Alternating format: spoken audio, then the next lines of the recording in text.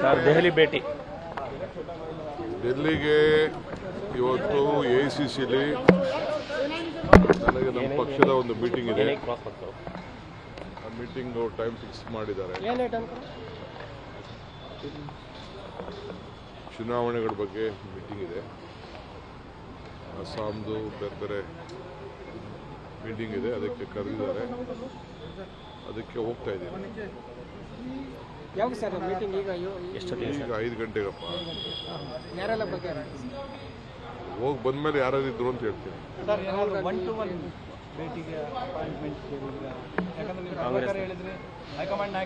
ಭೇಟಿ ಆಗ್ತೀನಿ ಅಂತ ಖಂಡಿತ ಒಳ್ಳೆ ಕತೆ ಐತಲ್ಲ. ಇದು ಬಂದ್ಮೇಲೆ ಯಾರು ಫ್ರೀ ಆಗಿರ್ತಾರೆ, ಯಾರು ಟೈಮ್ ಕೊಡ್ತಾರೆ ಅವ್ರು ಭೇಟಿ ಮಾಡ್ತಾರೆ. ಕೇಳಿದ್ದೀರಾ ಸರ್ ನಾಯಕರುಗಳನ್ನ?